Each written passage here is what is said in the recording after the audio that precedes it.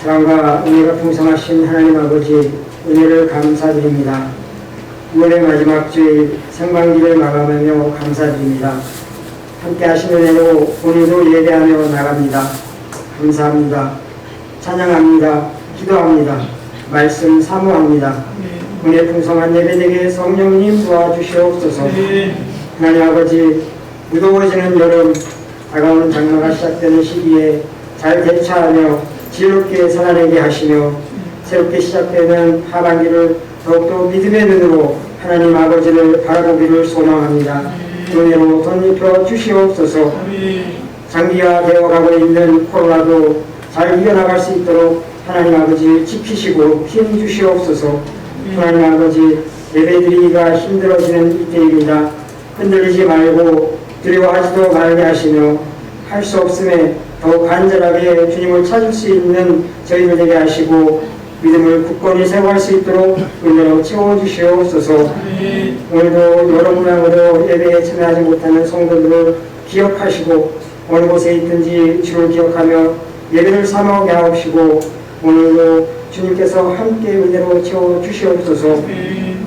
오늘도 단위에 세우신 목사님, 성령님 도우시고 명륜간에 강건하고 보호하여 주시옵소서. 이 시간 선포되는 말씀을 들을 때에 성령께서 임재하여 성령의 마음이 뜨거워지고 말씀을 통하여서 이 세상을 이기고 남을 새 힘을 얻는 시간 되게 하여 주시옵소서.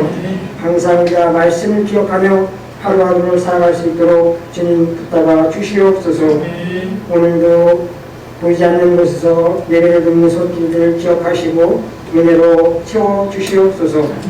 온전히 주님만이 우리의 예배의 주인이심을 고백하며 우리 주 예수님의 이름으로 기도드리옵나이다. 아멘. 같이 우리 룻기서 2장입니다. 룻기서 2장. 요즘에 새벽에 룻기서를 공부하고 있는데 여러분들이 이번 주간도 조금만 추스려 가지고 새벽에 힘써서 와서 공부하시고 또 도전도 받게 되기를 바랍니다. 자, 룻기서 2장 1절부터 3절 시작. 나오미의 남편 엘리멜렉의 친족으로 유력한 자가 있으니 그의 이름은 보아스더라. 모압 여인 룻이 나오미에게 이르되 원하건대 내가 밭으로 가서 내가 누구에게 은혜를 입으면 그를 따라서 이삭을 줍겠나이다 하니 나오미가 그에게 이르되 내 따라 갈지어다 하매 룻이 가서 베는 자를 따라 밭에서 이삭을 줍는데 우연히 엘리멜렉의 친족 보아스에게 속한 밭에 이르렀더라. 아멘. 자, 우리가 유튜브를 영상을 통해서도 우리가 듣기도 하고 새벽에 룻기에 대해서 많은 교훈과 개념들을 지금 잡아나가요. 여러분, 하나님의 말씀에 정말 매력을 가지면 너무너무 멋있어져요. 그래서 아침에 룻기서 공부하는데도 문자 외부의 권사님들이나 이런 분들이 문자를 이렇게 보내오면 이것이 그렇게 신나는 일이구나. 내 삶의 무기력함도 깨우고 여러 가지 내 삶에 두려운 환경에 휩싸였었는데 이런 말씀을 통해서 내가 이런 은혜를 붙들고 현실을 이길 수 있다는 이런 은혜를 갈망하는 그런 우리 세언약교회 가족들 모두가 목마른 사슴. 며칠 전에 비가 오니까 얼마나 좋아요. 그죠? 들판에 있는 이 곡식들이요. 비가 이틀 오고 난 뒤에부터 완전히 색깔이 달라졌고 열매가 달라지고 물을 주는 거하고 이렇게 다르냐라고 하는 것을 생각할 수 있었습니다. 여러분, 믿음으로 은혜를 붙들고 해야 살고 길이 있어요. 아셨어요? 다 인간 재주로 자꾸 살려고 하지 마세요. 성경은 그걸 말하는 거예요. 재주로 살면 당장은 되는데 결과가 지쳐버려요. 재주로 살되 믿음 위에 살으셔야 돼요. 할렐루야. 꼭 기억하셔야 됩니다. 우리 세언약교회 청년들이 그런 신앙을 딱 좀 붙들고 성부에 가는 복이 있기를 특별히 부탁을 드립니다. 자, 오늘 이 보아스라고 하는 인물을 통해서 구속사 이야기는 새벽에 우리가 하니까 이 룻기서는 구속사를 이야기하려고 하는 거예요. 하나님께서 지도자가 없는 가운데 모든 백성이 자기 소견대로 행하는 가운데 어떻게 하나님께서 구속의 역사를 이루어 가느냐라고 하는 이야기를 룻기를 통해서 하는데, 오늘은 제가 그 중간에 등용되는 보아스라고 하는 한 인물을 통하여 은혜를 나누려고 하는 것입니다. 보아스 이야기가 등장하는 2장이 되기까지 1장에서의 요약된 줄거리는 나오미 가정의 몰락을 계속 이야기하고, 그리고 기근 때문에 모압으로 내려갔던 엘리멜렉과 나오미 가정에 남자들이 씨가 마르도록 다 죽어요. 엘리멜렉도 죽고 두 아들도 다 죽어요.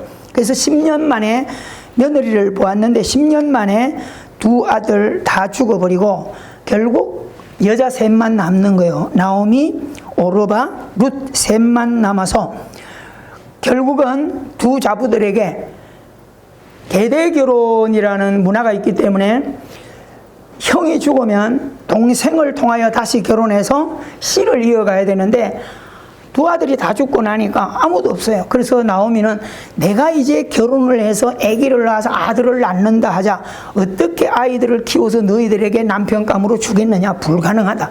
그러니까 더 이상 우리 집안은 소망이 없으니까 너희 고향으로 돌아가라. 그 얘기가 1장에서 주된 내용입니다. 그래서 오르바라고 하는 첫째 며느리는 자기 고향으로 돌아가는 것으로, 다시 말해서 육신적인 안목을 선택하는 것으로서 성경에서 사라져요.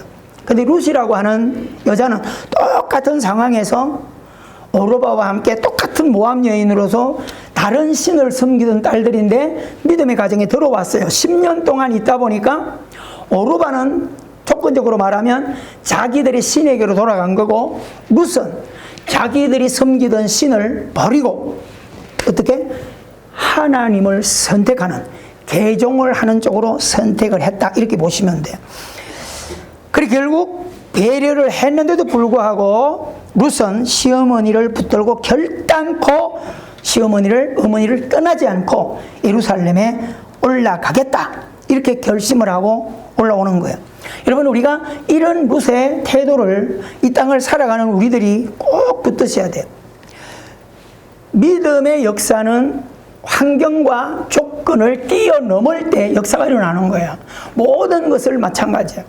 우리가 산을 가든지 마라톤을 할 때 보면 한계가 있어요. 처음에 딱 뛰고 할 때 10분만 잘 견디면 나머지는 뛰어넘어가는데 거의 10분에 페이스를 조절 못 해가지고 숨이 차서 탈락을 해버리는 그런 것을 볼 수 있습니다. 오늘 우리가 이 룻기를 잘 들여다보면서 많은 교훈과 설교를 들을 수 있지만 오늘 구속사 이야기는 요쯤에 접어두고 보아스라고 하는 이 아들이 어떻게, 성경에 이 보아스라고 하는 인물을 이야기할 때 유명한 아들이라, 다시 말하면 예루살렘에서, 베들레헴에서 최고의 덕망이 있고 재력을 가진 아들이라, 이렇게 성경은 의도적으로 소개를 하고 있습니다. 룻기는 항상 우연으로 시작해요. 우리가 읽은 본문에도 보면 우연히, 룻이 모압에서 자기 땅에서 자기 고향 동족, 자기 신, 얼마든지 남자들이 있는데 유대인들 또 하나님을 믿는 이런 가정에 우연히 그들이 시집을 왔다, 이렇게 보시면 돼요. 우연히 시집을 와서 하나님을 믿게 됐다, 그런 거예요. 그래서 1장에서 처음 시작의 1절에서 5절에는 그냥 그들이 우연히로 시작되는데 나오미 입에서도 자기 남편과 두 아들을 잃고 난 뒤부터 나오미 입에서는 우연이라는 말은 흔적도 찾아볼 수 없고 계속 하나님, 하나님, 하나님, 하나님, 이렇게 말해요. 이게 얼마나 우리에게 중요한 믿음의 사상인가라고 하는 것을 잘 주목할 수 있게 되기를 바랍니다. 자, 룻이 예루살렘 베들레헴에 올라왔어요. 시어머니 나오미를 따라서 베들레헴에 왔고 예루살렘에 도착할 때가 언제냐? 보리 추수할 때. 하나님은 절대 등장하지 않는데도 불구하고 모든 역사는 하나님이 움직여 간다는 것이 룻기서의 장점이에요. 우리의 삶도 마찬가지예요. 내가 신앙생활 하는데도 남들처럼 뭐 기도를 뜨겁게 하거나 방언을 하거나 뭐 그런 게 하지 못해도 그냥 예배하고 답답하게 이래 하는데도 불구하고 하나님은 한 번도 내 삶을 떠나지 않는다는 거예요. 믿으십니까? 우리는 자꾸 어떻게 신앙을 확인하려고 해요? 어떤 행위를 하는 것으로 거기에 만족하려고 해요. 그렇지 않아요. 그렇게 해버리 유익한 게 분명히 더 있어요. 그러나 그렇게 한다고 해서 하나님이 더 사랑하거나 그 예배만 삐쭉 드리고 간다고 해서 침묵하고 있다고 해서 하나님이 절대 그렇지 않아요. 여러분, 하나님은 그런 조건과 관계없이 우리들을 사랑하신다는 거예요. 자, 그래서 하나님께서 언제든지 내가 살아가는 데는 좋은 때를 주신다는 거예요. 아멘. 그러나 현장에 가느냐 안 가느냐가 차이가 있지. 오르바에게는 이런 때가 없잖아요. 그러나 룻은 현장에 왔기 때문에 지금 이 굶주림이라고 하는 것은 기근 때문에 떠났지요. 모압에 갔어요. 거기서 돈 다 떨어 먹었어. 그러니까 얼마나 힘들어. 그러니까 그들이 지금 예루살렘에 올라왔을 때가 모압에 망한 뒤의 형편보다 더 나은 건 없어요. 풍요로운 회복이 시작됐다는 정보만 듣고 올라왔지. 그런데 빈손으로 돌아왔던 그들에게 이삭 주울 수 있는 때를 하나님께서 만나게 해주신다는 게 굉장히 중요한 사상입니다. 여러분, 배고픈 자에게 한 끼 먹을 것을 해결해 준다는 것은 최고의 복이에요. 그렇죠? 그래서 우리가 보릿고개 지나오면서 50년, 60년, 70년 지나오면서 계속 만날 때 인사가 뭐였어요? 어르신 밥 먹었어요? 아침 먹었어요? 점심 먹었어요? 밥 사주려고 묻는 거 아니에요. 그만큼 먹는 게 중요했기 때문에 확인하는 거예요. 왜? 밥 못 먹다가 죽는 사람들이 있으니까. 밥을 안 먹고 못 먹었다 그러면 죽을 수 있으니까. 그래서 확인하는 거예요. 여러분, 베들레헴의 낯선 땅임에도 불구하고 나오미는 담대하게 이삭을 주러 나가요. 이게 믿음의 사람들의 사고입니다. 아셨어요? 믿음의 사람은 믿음을 가지고 하나님의 나라를 가지고 있으면 머뭇거리면 안 돼. 뭘 할 때, 어디 갈 때 누가 하겠지, 아이고 사람들이 어떻게 생각하겠지, 그런 생각하면 항상 뒤로 빠져버려. 뭐든지. 그래서 제가 새벽에도 강조하지만 20년 전에 어느 교장 선생님이, 장로 교장 선생님이 은퇴하면서 제자들에게 남긴 자기 집안의 가훈, 지금 그걸 지금도 잘 제 것으로 만들어서 저도 좌우명으로 삼고 있고 계속 이야기해요. 항상 믿음의 사람은 룻처럼 낯선 땅에 와서 움츠리거나 낯선 땅에 와서 용기를 갖지 못하고 소극적으로 살아, 그렇게 살지 않아요. 당당하게 필요할 때는 나가요. 그래서 그 교장 선생님의 교훈이 마치 제자들에게, 여러분 앞으로 여러분 인생을 살아갈 때는 항상 세 가지만 가슴에 명심하세요. 첫째, 언젠가 할 일이라면 지금 하세요. 절대 미루면 내 것 되지 않습니다. 잘 기억하셔야 돼요. 두 번째, 누군가 할 일이라면 바짝 나서서 내가 하세요.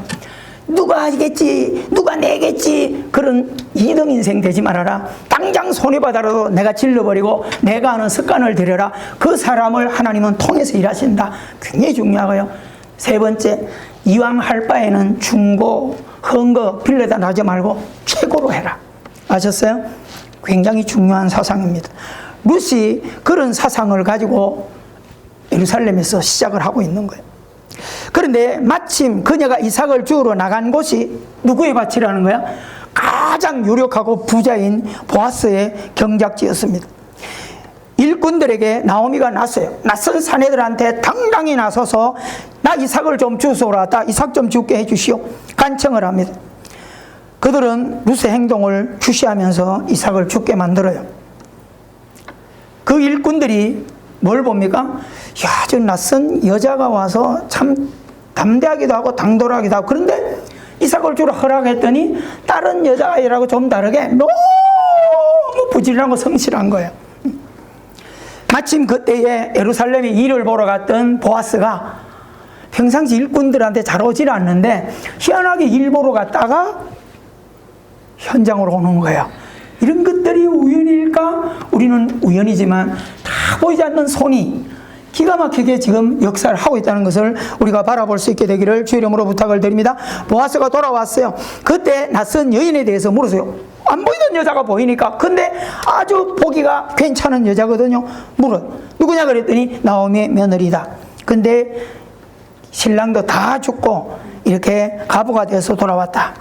그런데 얼마나 성실한지 모르겠다. 잠깐 그늘에 쉬는 것, 자기들과 함께 쉬는 것 외에는 저렇게 열심히 해가 저무는 이 시간까지도 일하는 성실을 가지고 있다. 사랑하는 성도 여러분, 아무리 좋고 안 좋은 직장이든 뭐든 성실하게 하세요. 주인이 악나라든 주인이 불교든 그런 거 간섭하지 말고 성실히 하면 때가 있어요. 누군가 덜켜, 누군가 보게 돼요. 여러분, 성실하게 살다가 누군가에게 덜킬 때 역사 일어나는 거예요. 이해가 됐습니까? 그런 일꾼들이 많아요. 세계적인 카네기 강철 왕 역시도 마찬가지예요. 그가 뭐 뛰어나서 배경이 좋았고 대학 공부를 한 사람이 아니야. 초등학교도 못 나오고 지극히 가난해서 창고지기로부터 출발하지만 너무 성실하다 보니까 또 사람들에게 눈에 띄고 해서 올라가고 오늘날 강철 왕의 자리에 올라가는 이런 하나님의 손을 볼 수가 있습니다. 성실한 삶을 살아가게 되기를 주 이름으로 축원합니다. 그래서 설명을 쫙 했어요. 근데 보아스가 그 룻에게 각별한 환심을 가져요. 이삭을 절대 다른 밭으로 주스러 가지 말고 내 밭만 해도 이삭이 많으니까 내가 소속한 밭에서만 주서라. 여러분, 이건 뭐예요? 오늘날 우리 눈치로 때려잡는 거예요. 너 내가 찍었어. 뭐 그런 거 아니겠어요? 그죠? 이야, 그러면서 그 남자들한테 뭐예요? 니들 정신 차려. 이 룻 여인에게 한눈 팔거나 찝쩍거리나 윙크했다가는 나한테 잘릴 줄 알아. 무슨 통밥 잡을 수 있잖아요. 그죠? 절대 간섭하지 말고 건드리지 말고. 그리고 시험참을 먹을 때나 물을 먹을 때 이 여인에게도 통일하게 주어라. 이건 뭐예요? 특혜 중에 특혜죠. 따라합시다. 하나님은 사랑하는 자녀들에게 언제나 특혜를 준다. 이게 우리가 받는 복이에요. 할렐루야. 얼마나 감사합니까? 여러분, 이 사건이 우연 같지만 시간이 지나면 하나님의 섭리라는 것을 정확하게 우리가 성경을 통하여 보게 됩니다. 하나님 하나하나 간섭해 주시는 거. 그러니까 여러분, 이 코로나 전국을 지나면서도 여러분의 삶을 살아가는데도 여러 가지가 답답하고 힘들어도 하나님은 나를 보고 계시고 지금도 나를 응원하고 계시고 내가 어떤 길을 가더라도 거기에 또 응원하신다는 것을 기억하셔야 돼요. 여러분, 우리가 인생의 생사복은 하나님의 손에 있습니다. 아멘. 그래서 보아스를 이 소개를 할 때 유력한 자다. 보아스라는 뜻은 풍성함, 넉넉함, 유명함 이런 뜻을 가지고 있어요. 여러분, 한 도시에서 이렇게 훌륭하고 뛰어난 자녀를 두었을 때 우리는 궁금해지는 게 있어야 돼요. 그게 뭐예요? 그 애비가 누굴까? 애미 엄마가 누굴까? 어떤 집안에서 이런 아이가 났을까라고 하는 관심을 오늘 좀 가져보려고 하는 거예요. 자, 마태복음 그 궁금증을 마태복음 1장 4절 이하에서 우리가 풀게 되는데, 마태복음 1장 4절 5절 6절을 제가 읽어드릴게요. 람은 아비나답을 낳고 아비나답은 나손을 낳고 나손은 살몬을 낳고 살몬은 라합에게서 보아스를 낳고 보아스는 룻에게서 오벳을 낳고 오벳은 이새를 낳고 이새는 다윗을 낳고 다윗 가문에서 예수가 났다. 할렐루야. 이야. 자, 우리가 여기서 보면 보아스를 낳고에 누가 있어요? 살몬은 라합에게서 보아스를 낳았다. 엄마가 누구예요? 라합. 우리는 이미 다 알아요. 하도 들어서. 라합의 직업이 뭐예요? 기생이요. 어메. 근데 누가 라합하고 결혼했다는 거예요? 살몬. 여러분 잘 기억하셔야 돼요. 살몬은 라합에게서 보아스를 낳았다. 여리고 성의 기생이었어요. 근데 어떤 기생인간 소개하지 않아요. 왕을 위시한 정치들이나 위대한, 우리나라에 저기 어디 가면 무슨 각 있는 데처럼 뭐 국회의원, 장관 이런 사람들만 들랑거리는 요정인지, 아니면 나가 다니는 서민들이 들랑거리며 추를 먹고 하는 그런 기생집인지는 몰라도 어쨌든 이 라합이라고 하는 여자는 그 당시에도 굉장히 천박한 신분을 가지고 있었다는 것이 틀림없어요.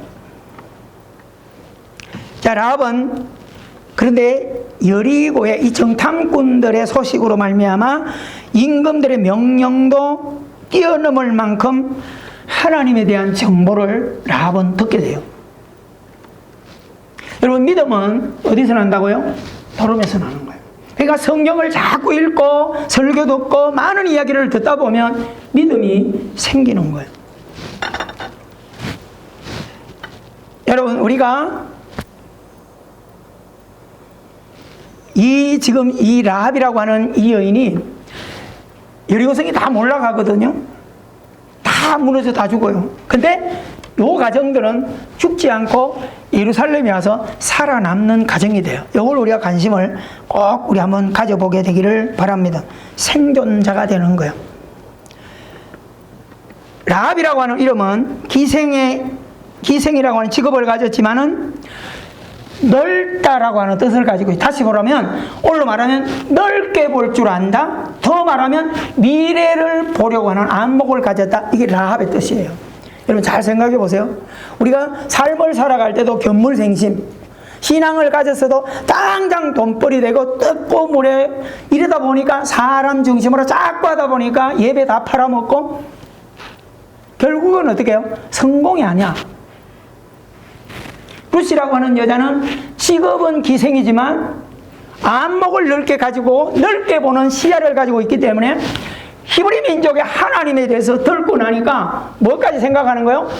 지금 우리는 몰락하는 여리고성 안에 있지만은 예루살렘에 온 영혼을 구원해 가시는 하나님의 생명 가운데로 들어가야 되겠다. 여러분, 우리의 삶을 더 크게 확장시켜 볼 줄 아는 안목을 갖게 되기를 바랍니다. 아멘. 여기 있는 우리 청년들 마찬가지예요. 지금 내 모습 바라보고 내가 지금 뭐 하겠어? 우리 집안 보고 내가 뭐 하겠어? 그런 안목 가지면 인생 살 맛이 안 나요. 아픔이 있을수록, 약점이 있을수록, 여러분 왜 멀쩡한 성공이 있는 여러분 몸을 가지고 왜 성공하는 길로 못 뛰어가? 장애인들, 다리 잘리고 눈 멀고 이런 사람들은 다 성공하는 분이 다 그런 건 아니지만 우리를 부럽게 하는 일꾼들이 있는데 왜 그런지 아세요? 사지맥체 멀쩡한 나는 왜 안 된다고 생각해요? 조건 아니에요. 장애를 가진 사람의 성공하는 사람들은 왜 그런지 아세요? 장애를 가졌기 때문에 집중하는 거예요. 한 가지에 집중하는 거예요. 근데 나는 사지백체 멀쩡하다 보니까 다 집중되는 거예요. 속담이 뭐라 그랬어요? 10마리 토끼 잡으려면 한 마리도 못 잡아. 어떻게 해야 돼요? 한 마리 토끼를 잡을 때 가능하다. 똑같은 얘기예요. 여러분, 오늘 우리가 현대인들은 집중의 기술이 좀 필요해요. 집중의 기술이 없어요. 뭐든지 안 되는 게 아니에요. 집중하지 못하기 때문에 그런 거예요. 흔들리지 마세요. 갈대처럼. 아셨죠? 신앙도요, 자꾸 팔색속처럼 이렇게 해버리면 안 돼. 집중해 보세요. 답이 반드시 나온다고요.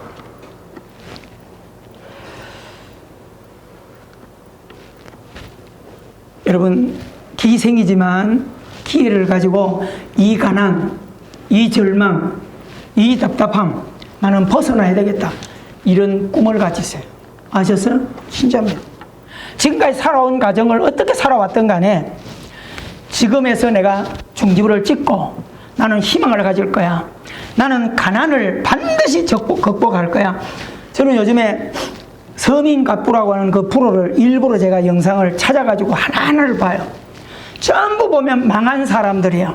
그런데 그 사람들이 망한 길에서 한 가지를 붙들고 어떻게 진짜 계란 하나를 가지고 부화시키고 또 그 닭을 키우고 또 안락하게 이래가지고, 응? 여러분 치킨집 하다가 망해가지고 한이 돼가지고 계란 납품하다가 야 좋은 계란 만들어야 되겠다 이래가지고 좋은 계란 닭을 해가지고 계란을 잘 낳기 위해서 사료를 만들고 하다 보니까 명품 계란을 만들어가지고요 연간 수십억 만드는 이런 서민가부들이 나와요. 뭐요? 한 길을 연구하다 보면 거기에서 답이 나오고 다른 길로 길이 자꾸 연결이 된다는 것을 명심하게 되기를 바랍니다. 집중의 기술. 라합이 그런 기술을 가진 거예요. 자, 여호수아 2장을 요약해서 잠깐 말씀드리면 여러분들이 집에 가서 이 설교와 함께 이 2장을, 여호수아 2장을 잘 읽어봐요. 1절에 여리고 성을 소개하고 있어요. 근데 그 성에 기생 라합이 살고 있다는 이야기를 하고요. 그 다음에 1절, 7절 속에 그 여자가 룻이 라합이 여호수아가 정탐을 보냈던 2명의 정탐꾼을 자기 집에 숨겨주는 일을 해요. 기가 막히고요. 이게 우연이지만 우연으로 끝나지 않아요. 그리고 그 대신에 이스라엘이 여리고를 칠 때, 여리고 성이 무너질 때 약조를 해요. 반드시 나와 내 가족을 살려줘야 됩니다. 그것이 12절, 13절. 그리고 하나님이 가나안 땅을 이스라엘 백성들에게 주셨다는 것을 믿음으로 고백한 용기 있는 행동이었으며, 실제로 여리고성이 함락되었을 때 라합 가족은 구원을 받아요. 요게 2장의 요약입니다. 그들이 와서 예루살렘에 와서 한 아이를 낳고 길렀는데 그 아이가 보아스예요. 그럼 이제 2장 안에서 아버지 살몬을 한번 살펴봐야 돼요. 오늘 우리가 여리고성은 인간의 힘으로 정복할 수 있는 그런 성이 아니에요. 굉장히 여리고성이 이 기록에 나온 것을 보면 높이가 7m, 지금의 7m는 별거 아니지만 옛날에 산에 7m는 굉장히죠. 그리고 두께가 5m. 뭐 우리가 남한산성을 한번 돌아보더라도, 이야, 그 당시 어떻게 이런 성을 쌓았을까? 그런 생각을 해봅니다. 지금도 여리고성에 대한 유물이 발견되고 있습니다. 자, 그 성곽에 거하면서 기생, 술을 팔고 하던 라합이 갑자기 2명의 건장한 남자들이 찾아들어요. 그게 바로 여호수아가 가나안 정복을 위해서 보낸 2명의 정탐꾼에 소속된 그런 2사람이, 그 신분들이 노출이 되어 가지고 이제 여리고 왕이 그들을 쫓는다는 생각을 보았기 때문에 어디로 숨어들까 하다가 우연히 숨어든 것이 주막으로 숨어들었어요. 우연히. 그죠? 자, 숨겨주고 라합이 굉장히 지혜를 짜서 그들에게 말합니다. 후일에 내가 당신을 완전하게 숨겨줄 건데 왕을 속이고 저리 딴 길로 봤는데 딴 데로 뛰어갔다. 거짓말로 내가 속이고 할 텐데 이 땅을 당신들이 차지할 때 반드시 우리 가정을 구원해달라. 약조를 합니다.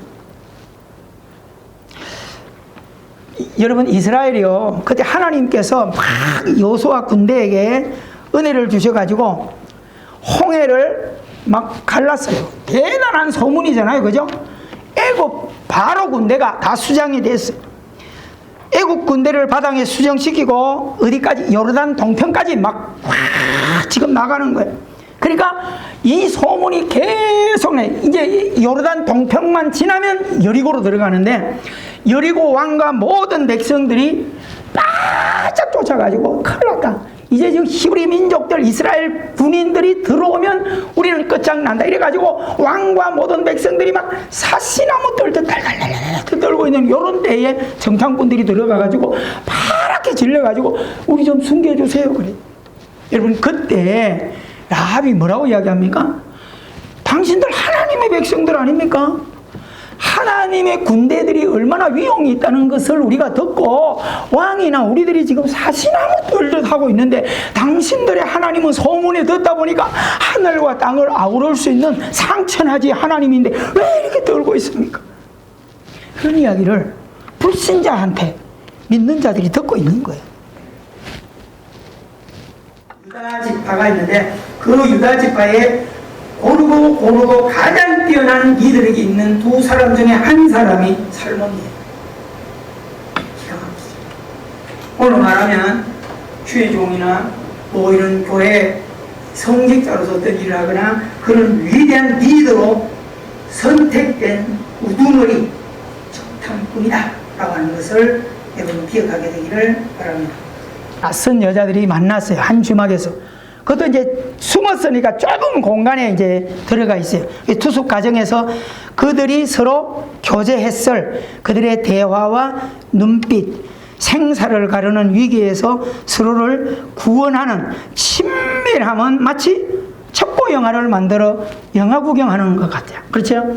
순간의 찰나에 죽느냐 사느냐 구원받느냐 망하느냐 그 얘기를 숨겨진 가운데서 라합과 이 살몬이 그 안에서 그걸 만들어내는 거예요. 얼마나 스릴이 있겠어요. 한번 생각해 보세요. 그죠? 따라합시다. 연애는 이렇게 하는 거다. 그죠? 연애는 이런 짜릿함을 가지고 생각지 않는 때에 만남들이 이루어져 가지고요.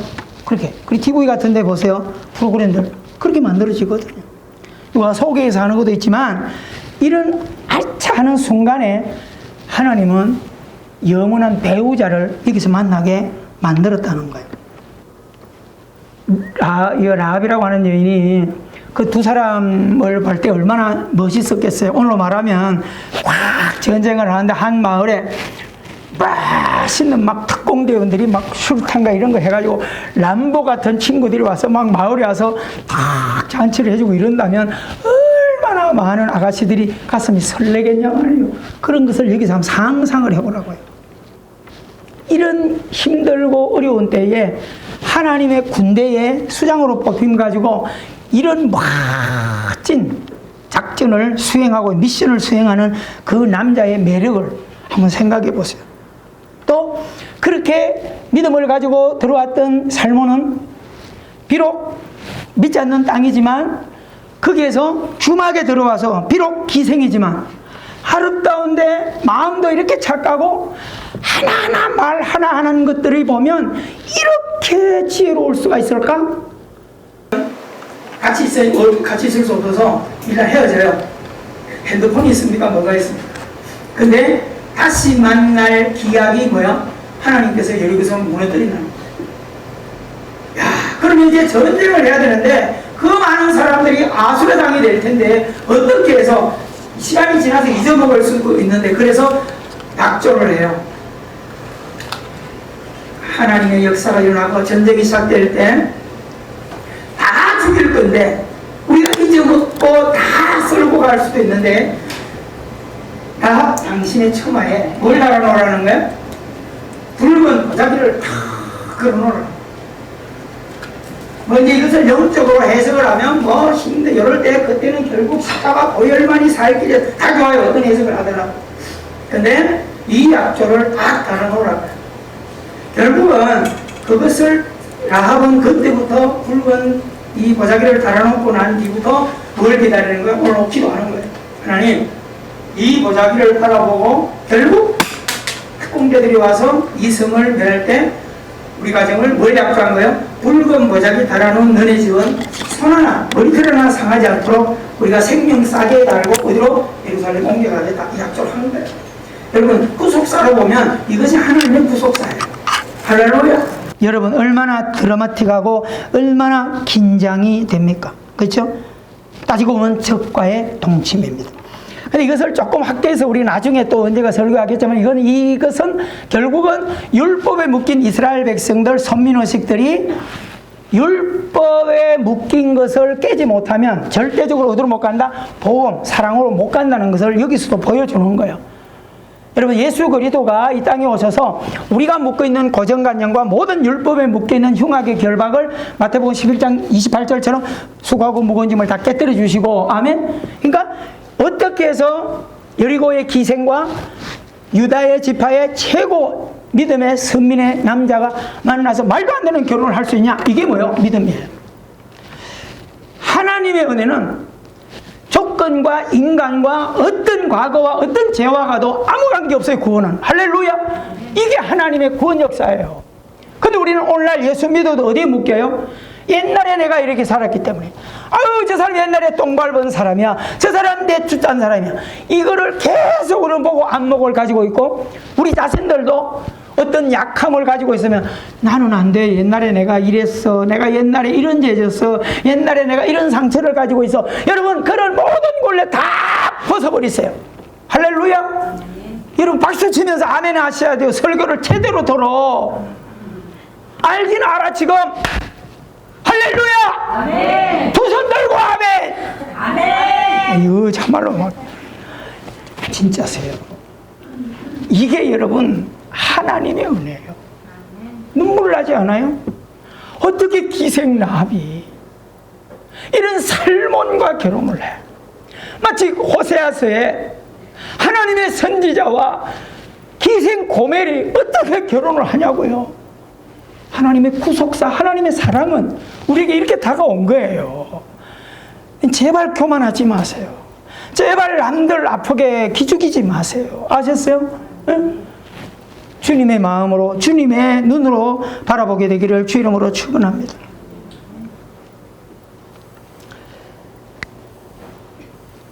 여러분, 하나님의 사랑은 조건도 맞지 않지만 유다 지파의 유력한 살몬, 그를 정탐꾼으로 보내게 하셔서 한 가정에 비록 기생의 집안이지만 라합을 만나서 그 라합이 가진 믿음을 선택하게 해가지고 하나님은 예루살렘에 와서 부부로서의 연을 맺어가면서 그 두 부부 사이에서 누가 나오게 해요? 보아스를 낳게 한 거예요. 이해가 되시죠? 제발 여기 있는 여러분들은 어떤 탓도 하지 마세요. 내가 누구를 어떻게 만나서 이 모양이다 그런 생각도 하지 마시고요. 아멘. 믿음은 모든 것을 뛰어넘고 아우러 줄 수 있다는 것을 기억하게 되기를 바랍니다. 아멘. 환경이 문제가 아니요, 내 믿음이 문제지. 하나님의 사랑과 하나님의 믿음은 우리로 하여금 어떤 직업을 가졌든지 하나님을 알면 과거를 끊어버리고 미래를 향해 나가게 되고, 찌집어난 것을 버리고 밝음을 향해, 바른 것을 향해 나아감으로써 하나님의 역사는 시작되는 거예요. 여러분, 성경에서 잘 기억하셔야 돼요. 오늘 저는 초점을 너무너무 지치고 힘든 이런 때에 수고하는 우리 성도들을 좀 위로하려고 일부러 이 설교를 지금 만들고 뺐어요. 제가 성도 여러분, 지치지 마세요. 지금의 여러분 자녀들을 보면서 힘들죠? 답답하죠? 다른 사람 보면 뭐 안네, 뭐 안네, 뭐 했네. 근데 내 자식은 뭐 하고 있네. 답답하죠? 기죽지 마세요. 하나님 때가 있어요. 따라합시다. 축복하자. 더 크게 해봐요. 축복하자. 기도하자. 할렐루야. 진짜세요. 왜 지금의 모판을 보고 너무 분노하고 현실을 보고 비교하고 왜 답답해요? 목회하는 저도 설교는 이렇게 하지만 똑같아요. 걱정은 태산 같아요. 근데 하나님 위로 주는 거예요. 여러분, 보아스가 어떤 명문 가문에서 태어나는 거 아니에요? 하나님의 은혜를 아는 한 사람을 통하여 기생의 사람을 만나게 하더니 하나님께서 그런 믿음을 갖고 움직이니까 모든 것을 하나님이 열어주시는 거예요. 여러분, 성경에 너무너무 이런 얘기들이 많이 있어요. 머릿속에 잘 기억하게 되기를 주 이름으로 축원합니다. 결론입니다.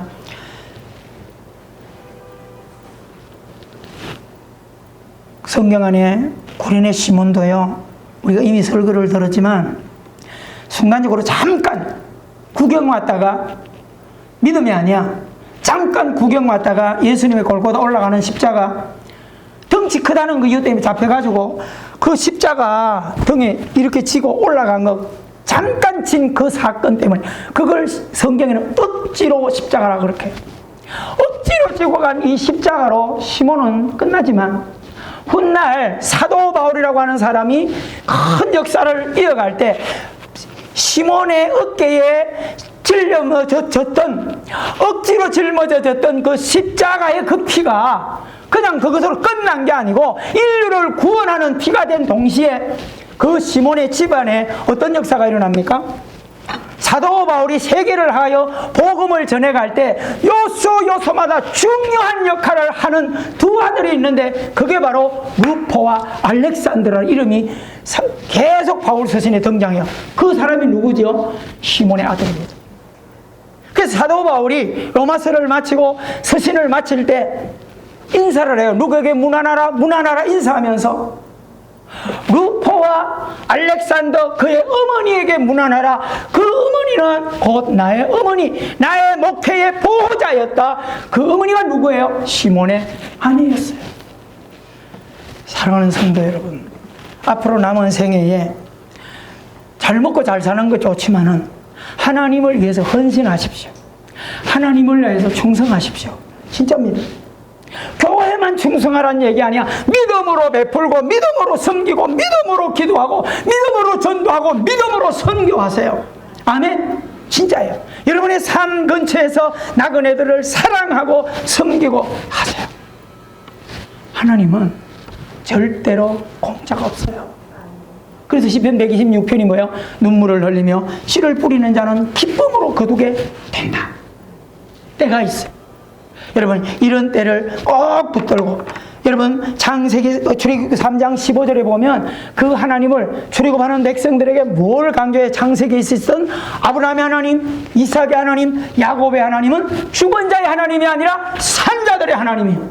믿으십니까? 오늘 예배 오거나 영상을 보시는 모든 분들은 산 하나님을 붙들고 남은 생애에 생명 없는 널빤지처럼 이리저리 밀려가는 그런 신앙 다 때려버리고 철저하게 믿음을 붙들고 하나님을 바라보면서 기도하고 정복하고 헌신하는 우리 부모들의 걸음을 걷다가 하나님께서 가문의 기업을 이어가게 하는 이런 복을 보아서처럼 내놓게 되는 축복의 삶을 살게 되기를 주 이름으로 축원합니다. 가슴에 손을 얹고 우리 잠시만 기도하세요. 여러분, 우리가 지칠 때, 이때가 하나님께 뜨겁게 예배할 때고 사랑할 때고 헌신할 때입니다. 우리 함께 기도하십시다. 은혜가 풍성하신 하나님 아버지,